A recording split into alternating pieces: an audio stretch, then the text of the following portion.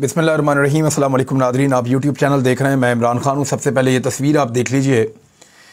ये general retire Amjad Shoaib साहब की तस्वीर है और ये तस्वीर सोशल मीडिया के ऊपर वायरल है और क्लेम किया जा रहा है, मैंने ये मियां अली अशफाक जो उनके वकील हैं, जो आज अदालत में उनके लिए पेश हो रहे हैं, बल्कि अब तक हो चुके हैं, मैंने उनके ट्विटर अकाउंट से तस्वीर ली और वहाँ से फिर मैंने इसको पोस्ट किया और इसमें बज़ाहिर दिखाई दे रहा है कि जनरल रिटायर अमजद शुएब साहब खड़े हैं, उनके हाथ बंधे हुए हैं, आंखों पे उन्होंने चश्मा लगाया हुआ है और वो अपने उसी कोट के अंदर हैं, उन्हीं कपड़ों के अंदर हैं जिनमें उनको अदालत में गालिबन पेश किया गया था। उनके सीने के ऊपर फिर दोबारा से पाकिस्तान का फ्लैग, पाकिस्तान का परचम लगा हुआ है और उनके चेहरे पे एक संजीदगी है। जनरल रिटायर अमजद शुएब साहब पिछले चंद दिनों से कैद में है। ये शख्स अपनी वालदा का हाथ थामकर बचपन में एक आज़ाद देश में आया था। 1947 में ये अपने वालिद को खोने के बाद अपनी वालदा का हाथ थामकर पाकिस्तान आया था और पाकिस्तान में आने के बाद गुर्बत, बेचारगी और हालात की ख़राबी की वजह से इन्हें इवन रेलवे स्टेशन पर भी सोना पड़ा। बहुत मुश्किल हालात में ये पलकर जवान हुए और फिर फैसला ये किया कि जवानी इस मुल्क को दे देंगे। इस मुल्क के लिए 3 बड़ी जंगों में हिस्सा लिया। 65 की जंग लड़ी, 71 की जंग लड़ी और हर जंग के अंदर एक फौजी के तौर पे, वतन के एक बेटे के तौर पे इन्होंने मुकाबला किया। रिटायरमेंट के बाद भी ये पाकिस्तान के लिए काम करते रहे। इनकी खिदमात का एतराफ़ किया जाता रहा। इनके पास बहुत सारे मेडल्स हैं, इनके पास बहुत सारे इनामात हैं और बहुत सारी रिकग्निशन है। इनके बारे में सबकी एक बेहतर और पॉजिटिव राय है, जनरल रिटायर अमजद शुएब। लेकिन जब पाकिस्तान में रिजीम चेंज ऑपरेशन हुआ तो रिजीम चेंज ऑपरेशन के बाद ये उन लोगों में से थे जिनकी राय में इस मरतबा रिजीम चेंज ऑपरेशन ठीक नहीं हुआ। हालांकि इससे पहले जब जब रिजीम चेंज ऑपरेशन हुए तो ये उसके हामी रहे। लेकिन जनरल साहब बड़ी बैलेंस्ड बात किया करते हैं हमेशा और अब इन्हें इनके मौक़िफ़ की वजह से कैद में डाल दिया गया है। बहुत सारे लोगों की पेंशन का मसला रिपोर्ट होता रहा और उसके खौफ की वजह से या उसका खौफ दिलाकर लोगों को चुप रखने की कोशिश की गई। मुख्तलिफ तरीक़ाकार इस्तेमाल किए गए, लेकिन जनरल रिटायर अमजद शुएब जो कि रिटायर फ़ौजियों की तंजीम के सरबराह भी हैं, वो डटे रहे और अपनी बात कहते रहे। उनका अपना एक मौक़िफ़ है, हर आदमी का अपना एक मौक़िफ़ होता है आज़ाद हैसियत में और उसको ये हक हासिल होता है कि वो किसी दूसरे को हिट किए बगैर अपना मौक़िफ़ देता रहे। जनरल साहब ने एक पॉसिबिलिटी के ऊपर बात की थी और एक एग्जाम्पल कोट की थी। मिसाल के तौर पे एक मफरूज़ा उन्होंने बयान किया था मेरे प्रोग्राम में और उन्होंने 3 मरतबा लफ्ज़ अगर का इस्तेमाल किया था। मियां अली अशफाक अब केस लड़ रहे हैं, मैंने उनसे बड़ी डिटेल में उस पर बात की, बड़ी लंबी हमारी बहस हुई तो इस नतीजे पर पहुंचे कि इस केस के अंदर कोई जान नहीं है। सिर्फ बंद करने वालों का मकसद ये है कि इन्हें बंद किया जाए और इनको रोका जाए मौक़िफ़ देने से। लेकिन जनरल साहब अपनी पिछली पेशी पर और इस तस्वीर में खासे पुरअज़्म दिखाई दे रहे हैं। देखते हैं होता क्या है। लेकिन जिस देश के लिए उन्होंने अपनी जवानी, अपना बुढ़ापा कुर्बान किया, आज 80 साल की उम्र में उसी देश में वो शख्स कैद में है और तकलीफ़ का अंदाज़ा हम लोग नहीं कर सकते। वो तो अपनी माँ का हाथ पकड़ के एक आज़ाद देश में आया था, उसका वो आज़ाद देश कहाँ है और वो आज़ादी कहाँ है जिसके लिए वो इतना ट्रैवल करके पाकिस्तान आया था और पाकिस्तान के लिए उसने अपनी पूरी ज़िंदगी दी है। ये तस्वीर पीछा करती रहेगी। मैंने आपसे पहले भी कहा था, मैं आज भी कह रहा हूँ, जनरल रिटायर अमजद शुएब एक बड़े शरीफुन नफ्स इंसान है, बड़े बैलेंस्ड इंसान है। हम जैसे लोगों से गलतियाँ हो जाती हैं, हम जैसे लोग तल्ख हो सकते हैं, हम जैसे लोग कोई बात दुरुस्त और कभी कभी कोई बात गलत भी कर सकते हैं, हमारा मौक़िफ़ इधर उधर भी हो सकता है। लेकिन जनरल साहब बहुत पढ़े लिखे, बड़े नफीस आदमी हैं और उन्होंने तो बड़ी बैलेंस बात की थी। लेकिन और इसके बावजूद कि पाकिस्तान में रिजीम चेंज ऑपरेशन हुआ, लोगों ने जब जब जनरल साहब कोई ये एस्टेब्लिशमेंट की तरफ या ख़ास तौर पे उनके साबका इदारे की तरफ उंगली उठाई, तो उन्होंने इस माहौल में भी दिफा किया अपने इदारे का। हालांकि उनका अपना मौक़िफ़ ये था कि ये रजीम चेंज गलत हुआ है। बहरहाल इस तस्वीर ने बड़ी तकलीफ पहुंचाई पाकिस्तानियों को। इमरान खान साहब ने एक खिताब किया है और इस खिताब में उनकी बॉडी लैंग्वेज बहुत पॉजिटिव थी, बहुत पॉजिटिव। बड़े लंबे अरसे के बाद हमने देखा कि इमरान खान साहब खिताब करते हुए काफ़ी अलग से दिख रहे थे और इतलात के मुताबिक उनका प्लस्तर भी खोल दिया गया है। अब वो वॉक कर सकते हैं, कंपेन कर सकते हैं, बाहर निकल सकते हैं, लेकिन कुछ खदशात हैं वो मैं आपको बता देता हूं, क्योंकि मेरे पास इंटरनली कुछ खबरें हैं, वो आपके साथ शेयर करूंगा। लेकिन पहले आप ये देखेंगे इमरान खान साहब ने क्या कहा, जो इंपॉर्टेंट बातें हैं। उन्होंने कहा ये मुझ पर फिर हमला करेंगे। क्यों करेंगे वो मैं आपको आगे चलकर बताता हूं। लेकिन इमरान खान साहब ने कहा कि मैंने एक टेप रखी हुई है कि कौन लोग मुझे कत्ल करना चाहते हैं। 3 नाम पहले बता चुका हूं। एक उन्होंने कहा डर्टी हैरी, एक उन्होंने कहा शहबाज शरीफ और एक उन्होंने कहा राणा सनाउल्लाह। ये इमरान खान साहब ने कहा। और उन्होंने कहा इसके अलावा 2 लोग और भी हैं जिनके नाम टेप में हैं। इमरान और नवाज शरीफ इसके बारे में आगाह था लंदन के अंदर। फिर तस्नीम के बारे में कहा, तस्नीम कुरैशी नाम का जो आदमी वहाँ पे है, मुझे तो उस पर कोई इतना बिलीव नहीं था उसके मामलात के ऊपर। ख़ास तौर पे जब अरशद शरीफ शहीद पे टॉर्चर वाली स्टोरी उसने बताई तो मुझे यकीन नहीं आया। और वो एक स्टोरी गलत होने से मुझे ऐसा लगता है कि बाकी चीज़ों में भी दम नहीं होगा। लेकिन कुछ चीज़ें तो ऐसी हैं उसके पास और कुछ बातें तो वो ऐसी करता है जो ठीक लगती हैं। उसका बयान रिकॉर्ड भी किया गया था लेकिन फिर गायब कर दिया गया। मुझ पर होने वाले हमले का नवाज शरीफ को पता था। तस्नीम हैदर ने अपना बयान सामने आया, उसने बताया कि मुझे और अरशद शरीफ के कत्ल का प्लान बनाया गया। JIT ने तस्नीम हैदर का बयान रिकॉर्ड किया। निगरान हुकूमत ने न जाने किस मजबूरी में JIT को ख़त्म कर दिया।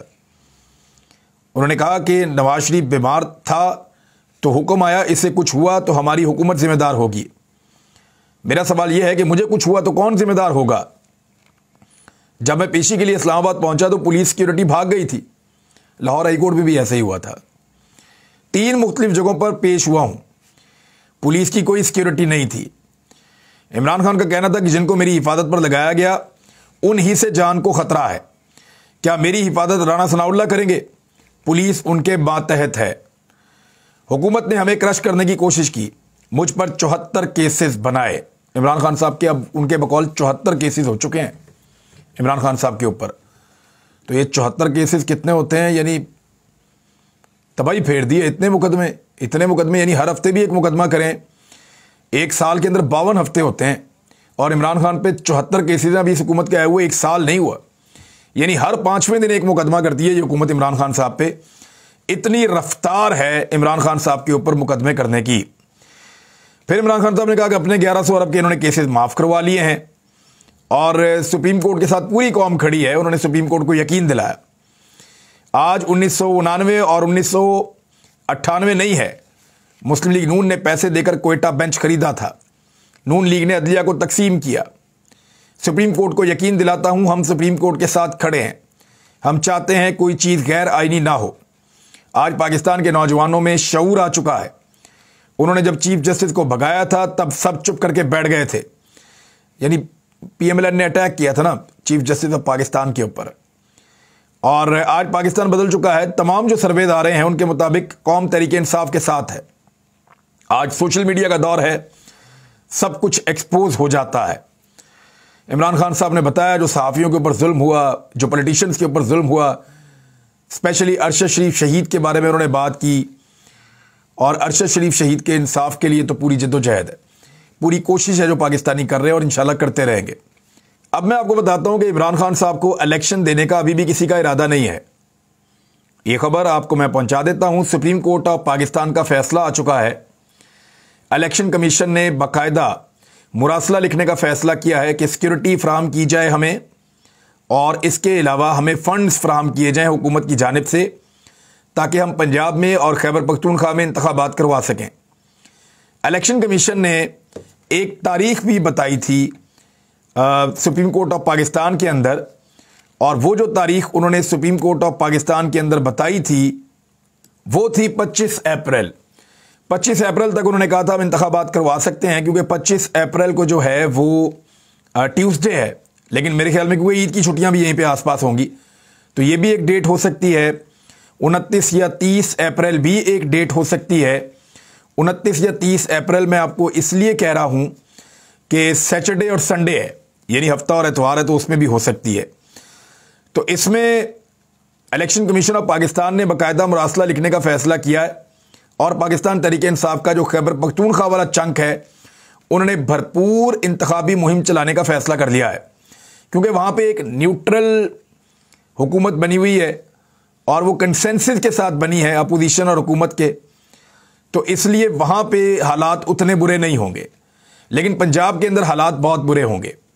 मोहसिन नकवी साहब की पूरी कोशिश हो सकती है कि पीपल्स पार्टी का शेयर बढ़ाया जाए।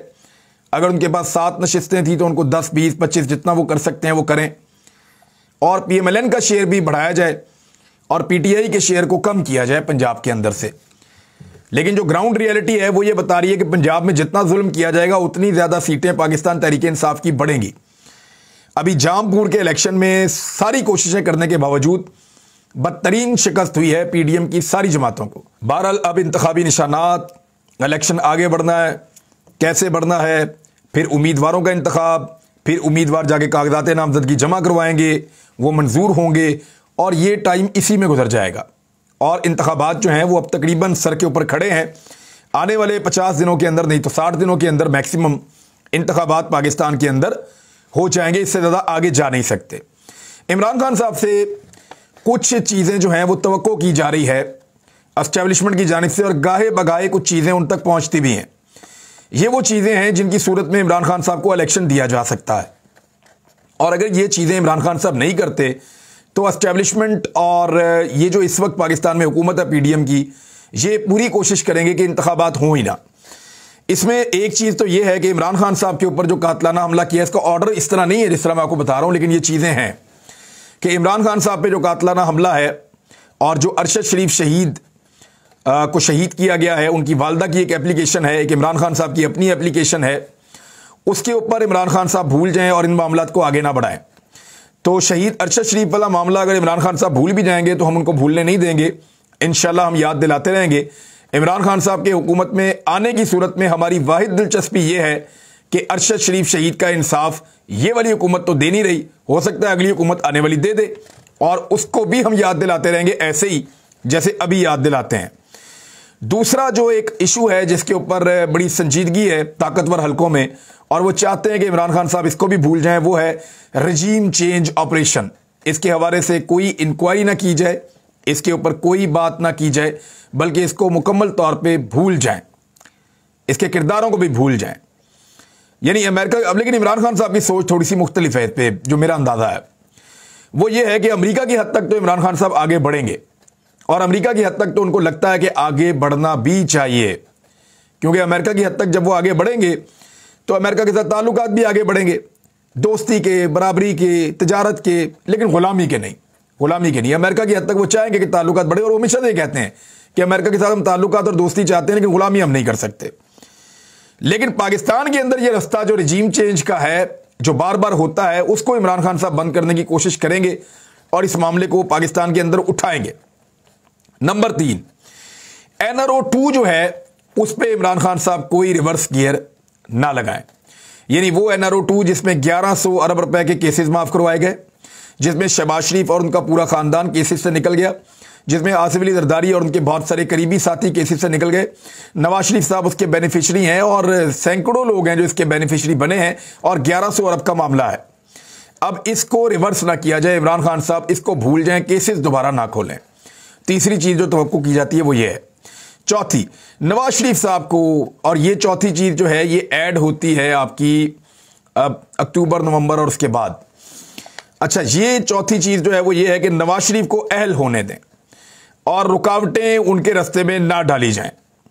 यानी नवाज शरीफ साहब की अगर अहलियत हो रही है, वो अदालत में जा रहे हैं, तो पाकिस्तान तहरीक इंसाफ किसी जगह पे मुखालफत ना करे और रुकावटें ना डाले। अच्छा, ये काम करने के लिए ना इमरान खान साहब को भी नाअहल करने की धमकी दी जाती है और बार बार उनके खिलाफ केसेस बनाने की कोशिश की जाती है, ताकि वो दबाव में आकर ये कहेंगे ठीक है यार मैं रेडी हूं इसके लिए। लेकिन नवाज शरीफ साहब का केस जो है बड़ा क्लियर कट केस है, वो सजा काट रहे हैं जेल के अंदर, और वो करप्शन के केस में सजा काट रहे हैं। नाअहली वाला मामला उनका और है, जिस केस के अंदर वो जेल में है वो उनका करप्शन वाला मामला है और वो पकड़े गए थे उसमें और वो मनी ट्रेल आज तक नहीं दे सके।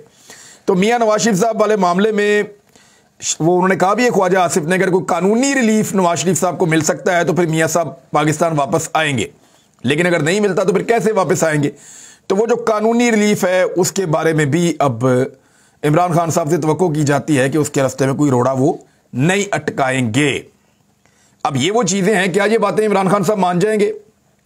मुझे तो नहीं लगता कि सारी बातें मानेंगे, लेकिन पब्लिक प्रेशर बढ़ता जा रहा है इलेक्शन के लिए और पाकिस्तान की एस्टेब्लिशमेंट पे दबाव है। ऐसे में कुछ लोग ये कह रहे हैं पाकिस्तान में खुदा ना खास्ता मार्शल लॉ लग सकता है।